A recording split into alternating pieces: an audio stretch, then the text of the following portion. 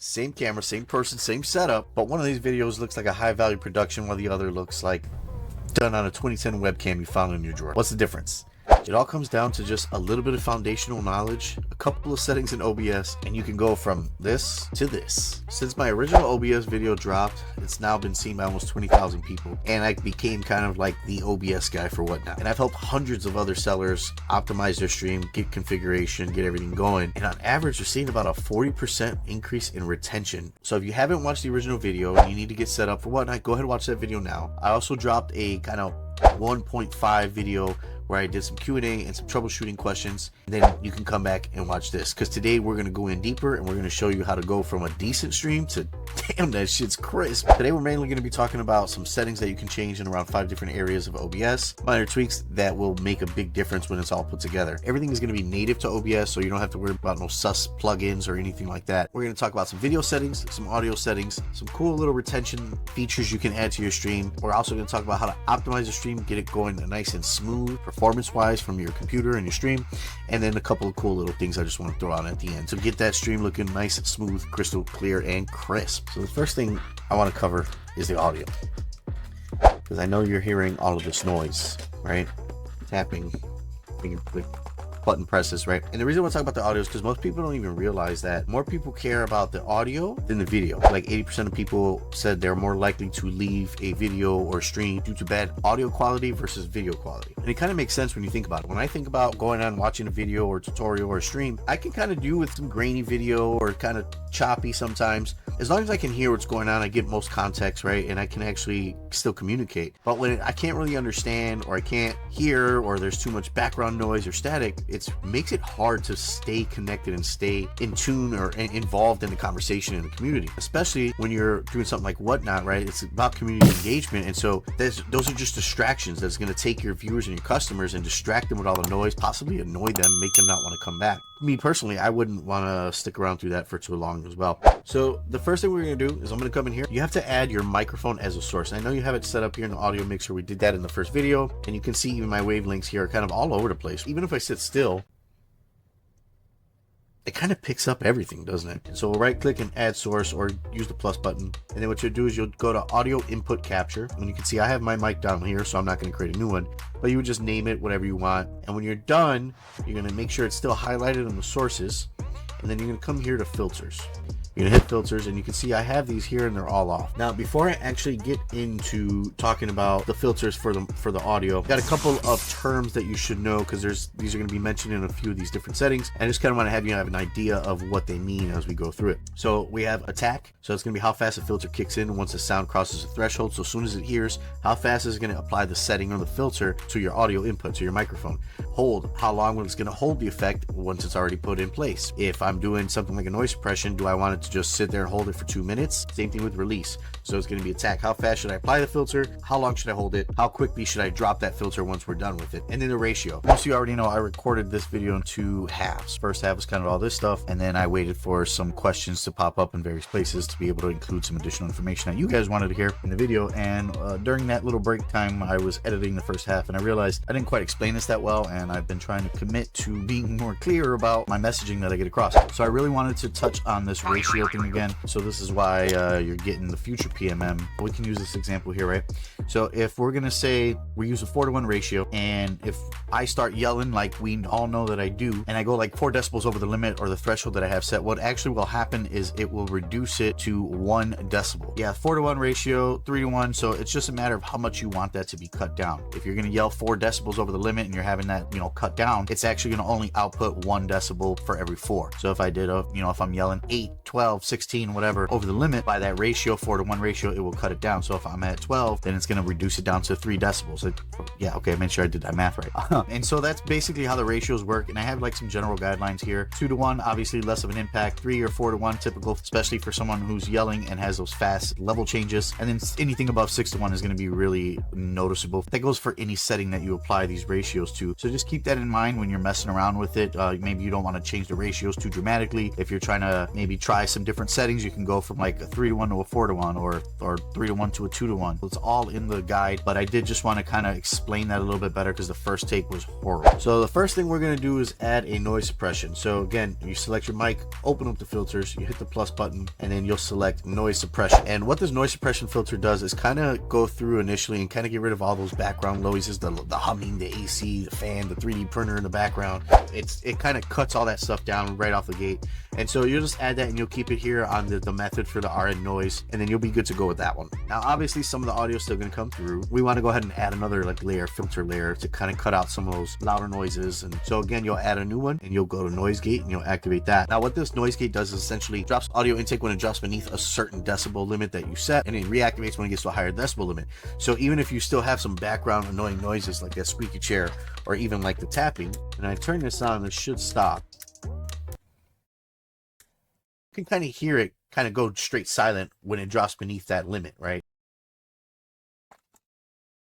And you can kind of hear it pick back up. So typically you're going to want to play around with this depending on how loud you talk, how loud your background noise is. So starting off, keep the close threshold around -40 and the open threshold around -35, and you should be set with that. 10 for attack time, 200 for the hold time, and 150 for the release time. I'm not sure what the defaults are on these, but if you follow these, you should be good. We're going to go ahead and add a compressor filter. So again, plus add compressor. What the cool thing about the compressor is that this is actually going to keep your audio levels very steady, right? Consistent. So you'll still hear inflections and raises in decibels. Your audio, your mic, your voice go up and down. So it's going to keep it around the same level, so that way viewers are not having to like constantly lower their volume, raise their volume, lower their volume. So you'll still hear the difference in the levels, but it's not going to be as dramatic, and it's not going to be as like crazy loud. Like if I'm talking right now, you can see I'm redlining. So for this one, set the ratio again. Like I said, start at 4. Don't go any lower than like 3. I would recommend. Threshold, start at -18. See where you feel from there. Again, I make quick, fast changes and very dramatic changes in my voice, my pitch, my level. So I kind of mess with these over time and tweak them a little bit that I find works better for me. Attack, keep it at 10. Release, start at about 100. I think a 3 dB kind of output gain is reasonable. This is so when you drop down a little bit lower and you kind of drop your voice down and your level drops a little bit lower, and it starts to detect that, it's going to add just a little bit more back onto it again to kind of balance out those levels so there's not big, huge dramatic changes. And so I'm pretty sure what we'll do is I can kind of talk about this, and I can go up and down and talk about my different levels, and then you can kind of see now that it's starting to really balance out, and you can still hear my levels changing really fast and dropping really low, and changing really fast and dropping really low, but it should kind of maintain the same level, so you're not having to raise your volume up or lower your volume. It's kind of hard to explain, but once you hear the difference, like I'm hoping you do now, you'll see what I mean by that. Some of these settings you're going to set them, but you just mess with them a little bit and see what works best for you in your scenarios. Next is a limiter. This is kind of a set it and forget it type of thing. This is like a fail safe, right? So if you've been in my streams in the past, I can sometimes, like I said, get super crazy excited and I just start screaming out of nowhere. But I'm not trying to bust anybody's eardrums. This kind of cuts off your audio at whatever level you set it. And ideally, you want your audio, your voice audio to sit around like -12, somewhere around there, -15 maybe. If I cut this off at -1, I don't want the audio to get really messed up and distorted or clipping. This kind of will limit that crazy loudness and the distortion and all of that. So I'm going to add this on here, and what you can see is as I talk really fucking loud, it's going to cut off at a certain level, right? So you can see that the difference there just does not allow it to go above that -1 threshold. For the expander here, this is another one, but this is kind of like a smoother version of the noise gate. So this allows you to, instead of having that hard cutoff, it allows it to kind of fade out, and the same thing when reapplying it. So if you find you're having a hard time with the noise gate and you want to try that out, go ahead, try it out. I just wanted to throw that out there just for reference so you guys know exactly what that is and how to use it. Once you're done, it's not like normal settings. You're not going to hit apply, but you will have to hit, you'll close it out. And now your settings should be applied. So your audio should be sounding pretty damn awesome at this point. Now that the audio is fixed, we're going to go ahead and move on to making your video pop and stand out a little bit more. And when we start talking about video, the first thing we talk about is not even a setting in OBS. It's actually your lighting. Lighting can make even the worst cameras look phenomenal. Now, unfortunately, I don't have any old cameras to kind of test and compare with to show you that, but just take my word on it. You can see even this camera, which is a really awesome camera, without the proper lighting that I had at the beginning of the video, it still did not come through as crisp and clear as it does now. But really, the main thing here is you have a well-lit area and you have your product light, like I like to call it, that's not going to be, you know, too overbearing for your camera, but it still gets enough light into the lens to be able to show a nice crisp image. And so when you talk about like an overall setup like this, proper lighting, technically you want to have like 3 lights, 2 to 3. You're going to have your key light. That's going to be your main light. It's going to illuminate your main area, your focus area. And it should be about 45 degrees right above eye level. So mine is just over my monitor here. My eye level is right at my monitor and it's back there. You don't want to have it too harsh, too in your face, because then you start seeing the real brightness reflecting off your face, your glasses, or whatever the case is. And then you have your fill light. So this is going to be the one I use over here. And I use this one as both my kind of product light and my fill light, because I have a well-lit area here. And this light actually comes in, and this is going to be opposite of your key light, and it comes in from the side. I have it a little bit further out. It's kind of pointed almost directly at me, but also downward. And so it's going to eliminate some shadows. It's going to really illuminate the other side, so you don't have a bunch of shadows on your face and look kind of weird like you're from a horror movie or something like that. And then the way I have it, it's also illuminating my area here. And then you can see I have the action light or product light that I have bullet point out separately. Again, if you want to have another smaller light hanging off from the side, maybe this way, facing towards where your product is, or if you can have it like I have it where it kind of covers both areas, then you're good to go, twofer. And then if you really want to get that video to pop, like how you see I kind of stand out for my background, there's really 2 things you want. Well, this is kind of a standard for like video stuff, is you want to have one of 2 things. You want to have a backlight, which is either going to be above your head up here, and it's going to be illuminating the back area to kind of kill some of the shadows and make you kind of stand out and pop from the background. If you can't have an overhead light like over here above your head or anything like that, you can have one off to the side. Kind of, I like to do it opposite of my fill light, so then that way it's kind of a balance of light. So I have a light that's further away over there, and it kind of is pointed directly towards my backspace, right? So that will fill in, you know, the balance out the room back there. And the same thing with like some LEDs or some style lights.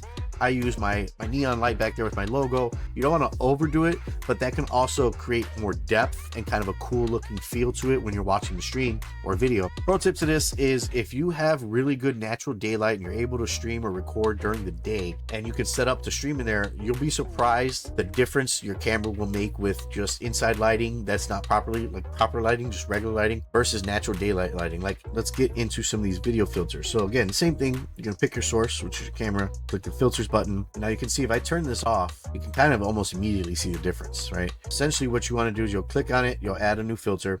If you have like a little bit darker space, you want to do a little bit darker of a setup, you kind of adjust the brightness a little bit. Don't go too crazy on it, because you can tell when the brightness is adjusted, it just looks really grainy and fake almost. And so I like to, when I do adjust it, I like to keep it kind of lower like that. But the main thing is you want to get the contrast and the saturation. And that's going to give you those colors back and keep it vibrant, especially, again, when we talk about your video feed going to the whatnot and going through that compression process before it's displayed. Once the compression goes through on the whatnot side, it kind of flattens everything and kind of makes them look dull, like if they've been sitting out in the sun. And so, again, with this, you want to give, like, for each of these, maybe like a 20 to 30% boost, but just kind of go slow with it, because this is very sensitive. Like, you can see, like, just a slight touch makes a big difference. And so you want to just kind of use these arrows and just click up and down. And then the sharpen, that's especially going to be good for making sure your edges are nice and smooth, even on letters and words. But that especially comes into play really well when we talk about showing off product, because like with the edges, it's going to make sure the edges look nice and crisp. It's going to make sure, you know, everything you're looking at, wording and everything, is going to be solid and not fuzzy around the edges and everything like that. So again, with that one, you'll turn that up to about 15 to 20. I use that at 13. And then once you've set those and kind of mess with them and you get the image to kind of where you like it, go ahead, just hit close. Future PMM's back. This next part I want to touch on the performance optimization. I added this section to a lot of the response to requests for Q&A or subject topics to be included in the video, and a lot of people were asking about, you know, how to optimize performance, how to make the stream look a little bit smoother, and different scenarios, questions that I got. So I kind of aggregated those together, and I went through and put together a few slides and a few things to touch on in the video of how you could be able to kind of, you know, tweak your settings a little bit in order to get a little bit better performance. I did test some of these with my stream just to make sure it wasn't going to cause any issues.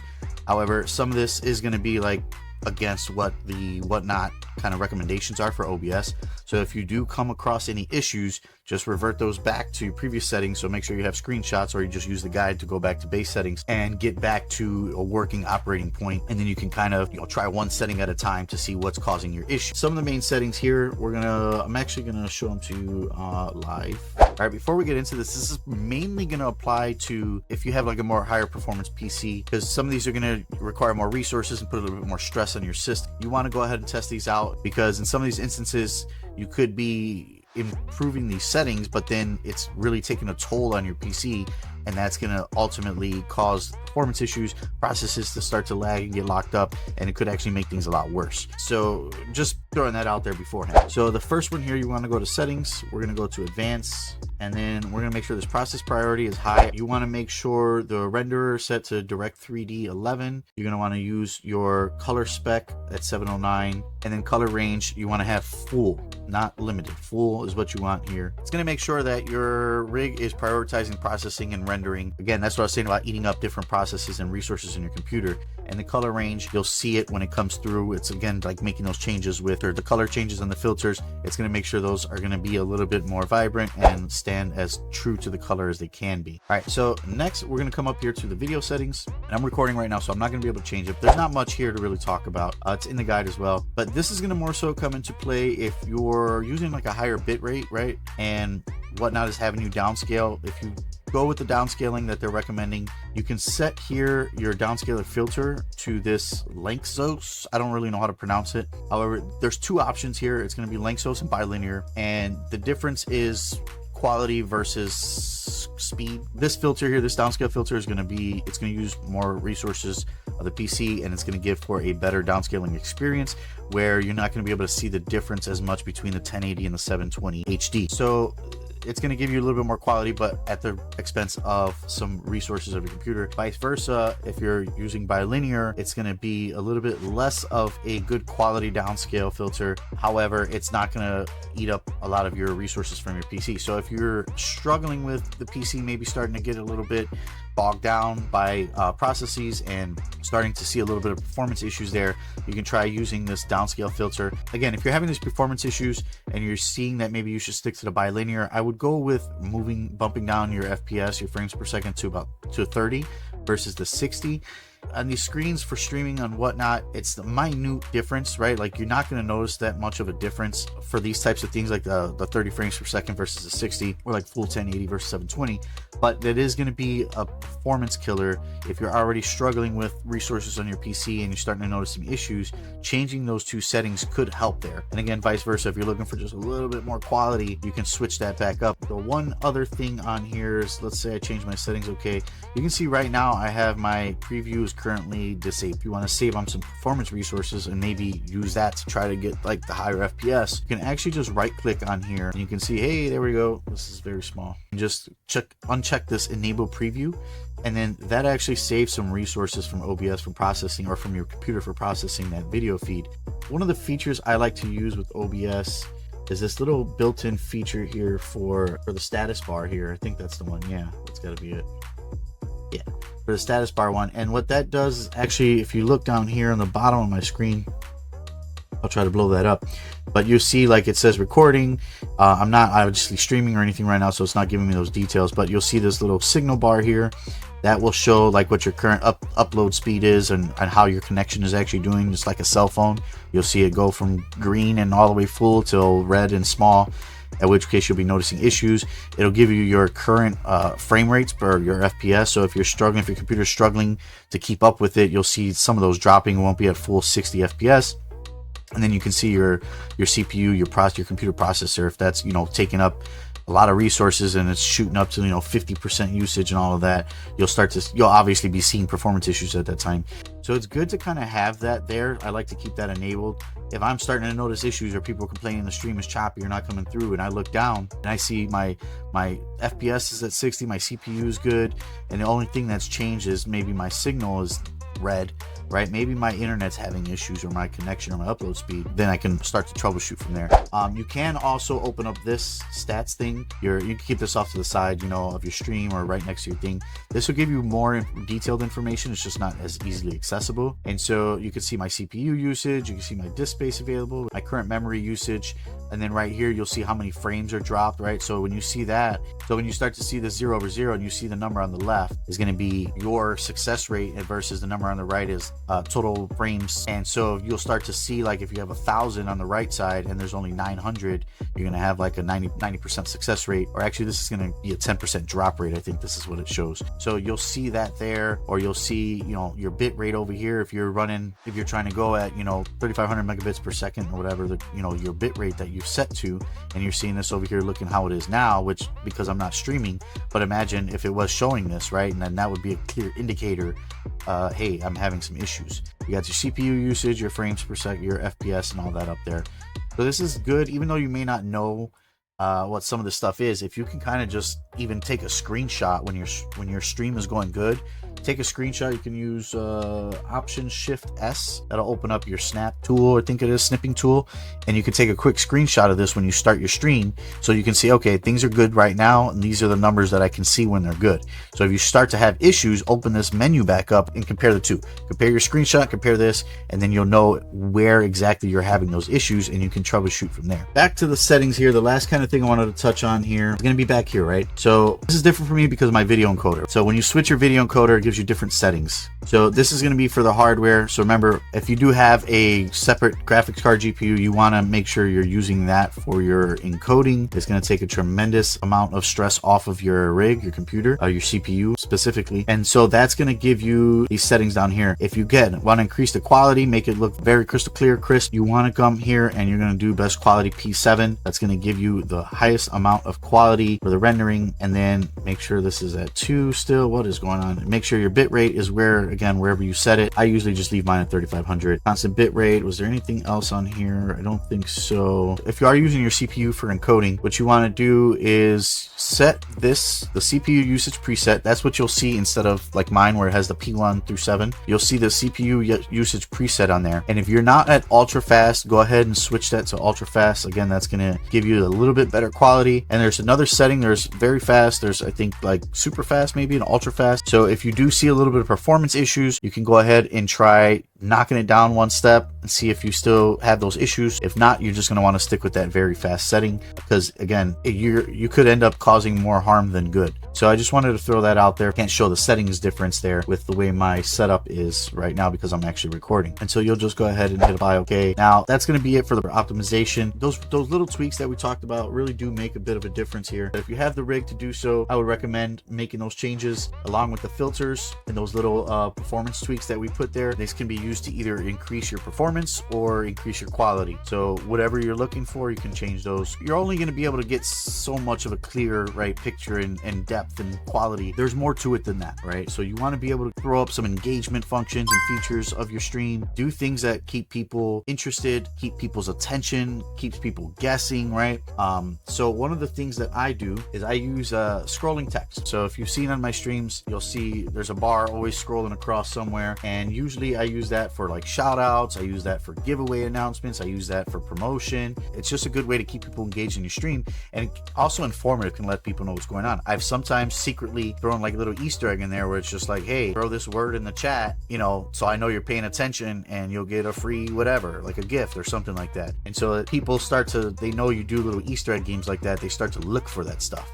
Then you got people scrolling all through your bin looking for secret listings. You got people reading your text, and they're being genuinely engaged. Longer retention, better algorithm boost, better engagement, better community, so on and so forth. So to do the scrolling text feature, function, whatever you want to call it, you go here, you can go to add a source. You're going to go to this text GDI, put whatever, scroll text, and then you can have a file, so it's a little bit more dynamic. You can just like update the file, and then you don't have to worry about coming into here and changing, you know, your words all the time. But you could do stuff like, right, like follow me on YouTube at PokeMasterMates, right? And then you can say bond code PMM, $5 off. You can say ask about TSU's OBS done for you service. And then I like to put these little dashes because it kind of shows separation. So you can put that in there. There's different filters, settings, transformation things you can put. I'm not going to get into all of that. You can add a background, which I think is pretty good to do. I'm just going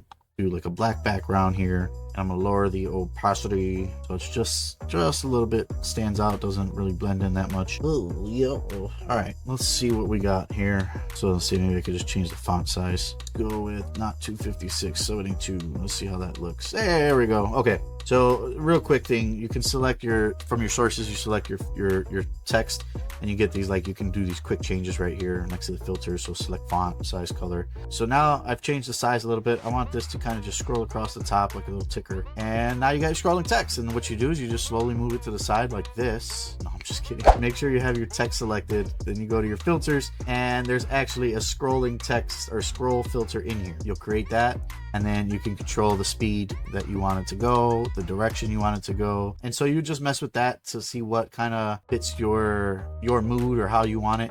And so that, I would say, for me, is a little bit too fast. I would want to slow that down a little bit. Something like there, I think, is good enough. And then you can set that to loop, and then make sure it goes on infinitely.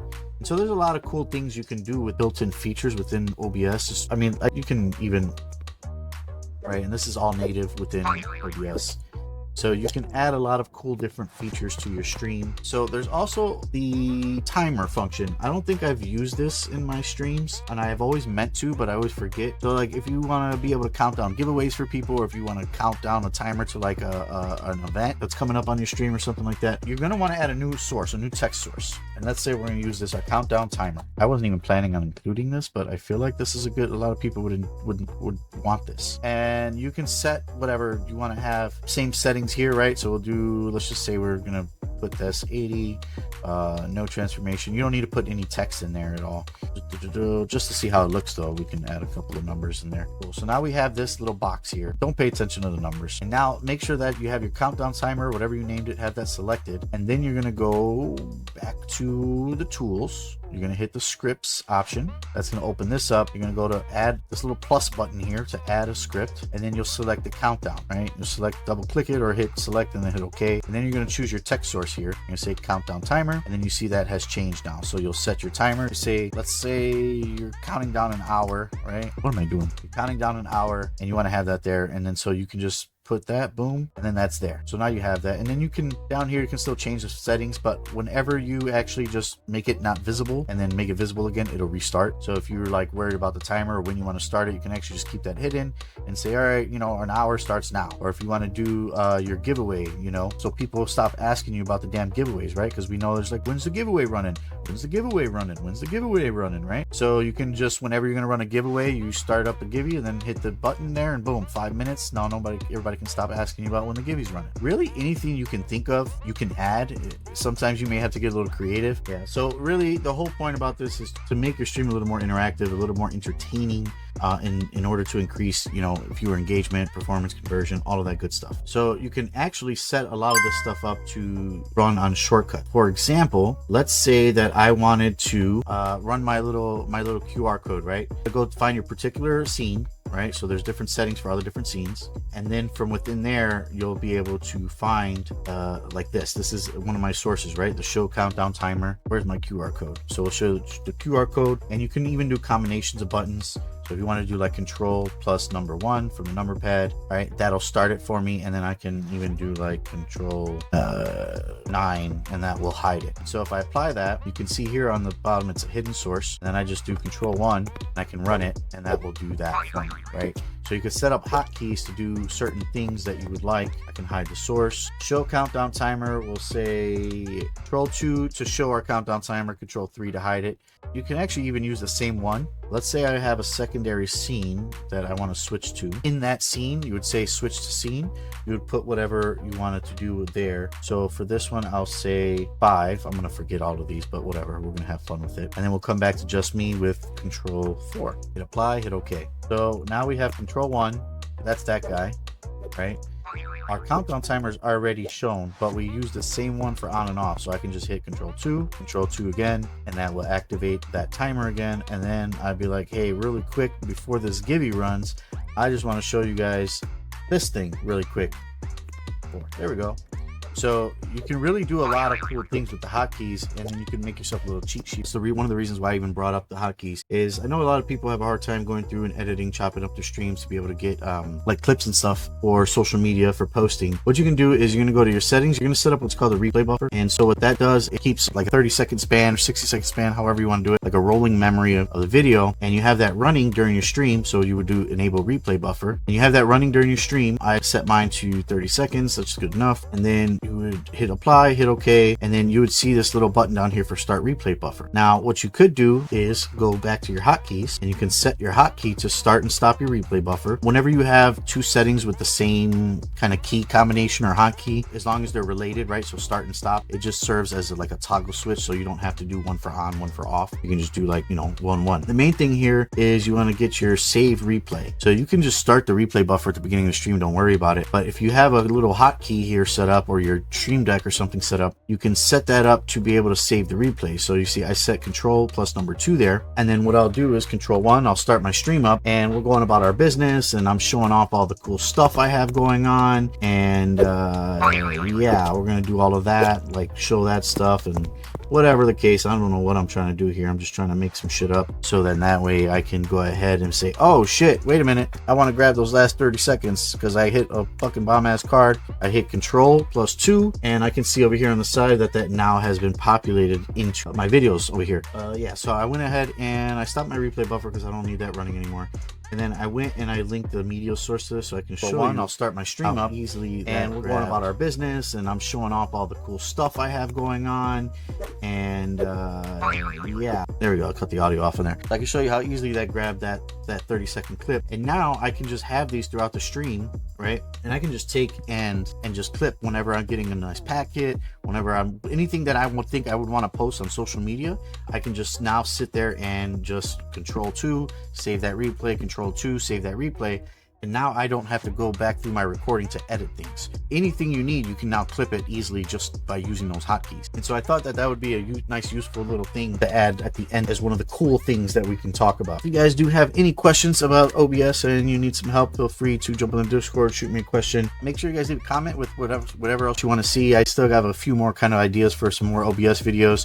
I've been getting a lot of questions that just seem a little bit too much to add into one of these videos because these are already getting longer and longer. So I probably have to do individual kind of dedicated videos for some of these. I hope you found the Easter egg that I left for you in this video, because I guarantee you nobody did. But now that I said it, the few of you that are here, they're going to go looking for it. It's definitely worth a shot. And no, it's not going to be the QR codes. That being said, thank you guys so much for all the support, all the love recently. I appreciate you. I appreciate everything. And hopefully you guys find that Easter egg. I'll catch you on the next